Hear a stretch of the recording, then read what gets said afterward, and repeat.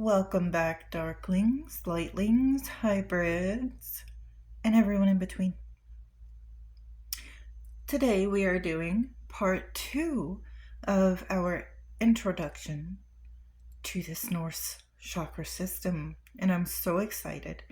We are going to go over the keys today that we discussed in the other video, how to use them, and we are going to go over the gods associated with the root chakra and the worlds, the runes, all of that pertaining to the root chakra. And I hope you enjoy.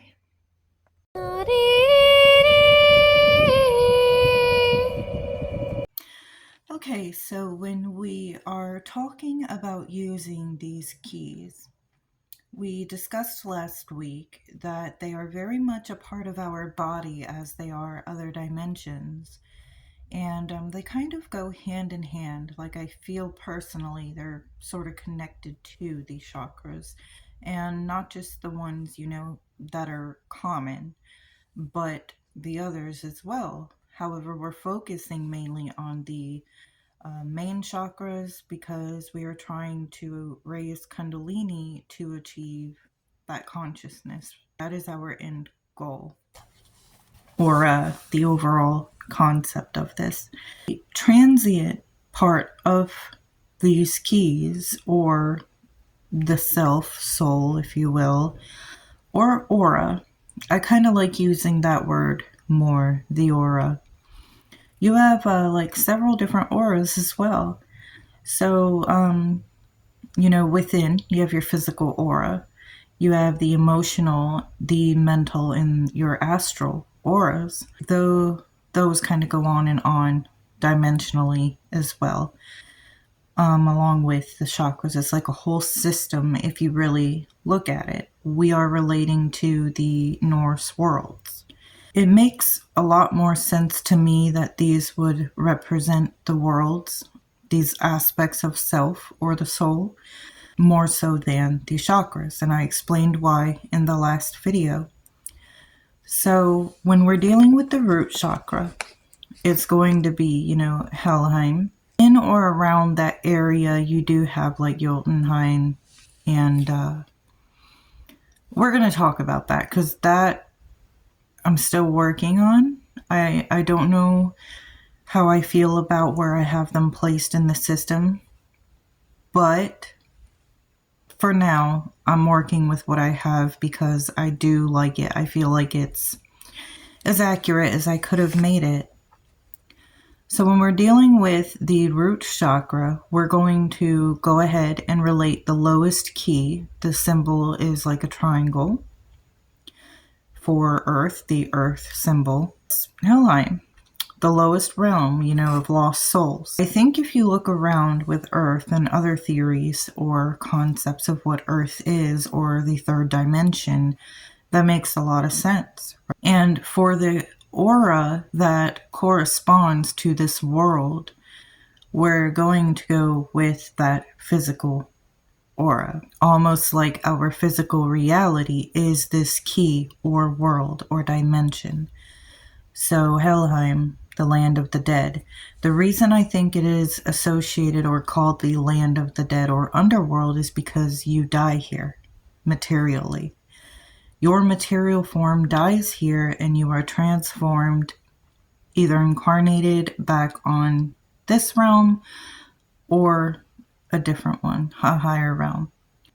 I'm going to go ahead and say here, this is my beliefs and practices personally. It will resonate with some people. It won't resonate with everybody. That's okay. I get this information through my work or channeled to me. I put it together. I deliver it to you. Do with it what you will. If you can use it, excellent. If not, that is great. I always encourage everybody to do their own work in the occult, especially. It's helpful when you try to correlate our third dimension with this key, the world of Helheim, the land of the dead. And we're going to relate that to our root chakra, the chakra that kind of grounds us here, right?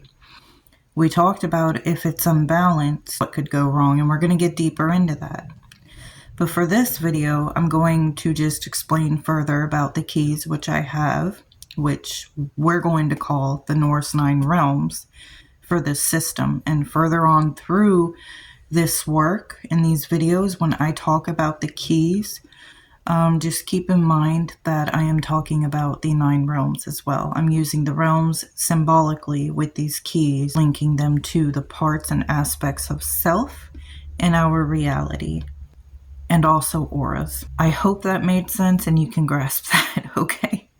So these keys are really going to help us with our chakra work kind of decipher and become aware of what's physical around us, our emotional feelings, our thoughts. In our physical world, it has a lot to do with the elements which kind of make up us, right? We need to align all of that to do this work. So you ever hear people say you have to align the head with the heart? Well, that's true, but you also have to align it with the breath. Breath is life. A lot of breath work in chakra work is very, very helpful. Actually, a big part of this practice, which we're going to get into breath works as well, and the mudras, all kinds of things, guys. So I'm excited to get into all of it. It's just there's so much information to unpack here before we get started with the actual practice that you need to know if you do want to do this along with me, or if you personally want to practice this. So the correspondences for the root chakra and the key of Helheim, which we've already discussed, is our reality that we are in now. We are trying to spiritually ascend our consciousness up the chakras and up these realms. And we want to get to Gimhal or higher, right? That eagle at the top of Yggdrasil. In my system, I am using as the symbol of enlightenment. The root chakra, the color associated with, I'm sure you guys all know, is red. The note is C. The element earth, which, how surprising is that? It's typical in chakra work for it to be associated with earth, but even more prominent for me in my system, because like I said, for Helheim, the symbol of this key is the earth symbol, our reality of material.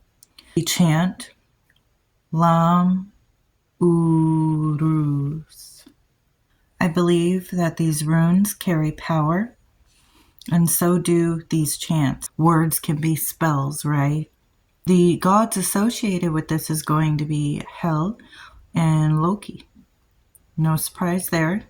They do rule the underworld, but I also think gods, for me, symbolically represent in this the ego, or the things that could keep us trapped here in the material realm. Now, this is not me trashing Loki or Hel.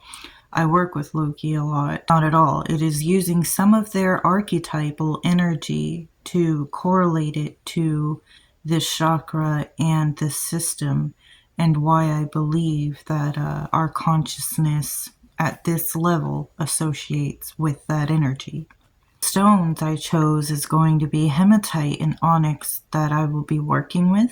The zodiac signs associated with the root chakra is going to be Scorpio and Ophiuchus, and the metal is lead. So you can use all of these to your benefit however you wish while working with this system. So here, I want to kind of give you a little exercise, if you'll follow along with me, to start our base chakra work. I want you to journal, really take a look at the self, yourself, in your world, your physical identity. I want you to identify yourself. How do you identify yourself, and what do you identify with? This can be very important for our work and really interesting, and it encourages you to go within. Also, your basic instincts. How do you react when you're put in situations for survival? Do you get overwhelmed and recluse? Do you go balls to the walls, grab the bull by the horns, and do whatever it takes? How do you cope with these situations in life. Then I'd like you to meditate on it. See what you get. Go out into nature and ground. How are your relationships? How is your sexuality and your sex life? Is it unbalanced, or do you think you have a healthy balance? Do you think you have a healthy sexuality and preferences and such? This isn't me judging or saying there's a right or wrong way. This is me asking you to go within as I go within, if you want to, if you're following along. And I'd love to hear your results on your channel. How do you also connect to the earth? What do you do personally to connect to the earth and the things around you and your material world? How is your health, your physical health, your financial prosperity? Prosperity magic also, while doing root chakra work, would be excellent. How do you view the world around you?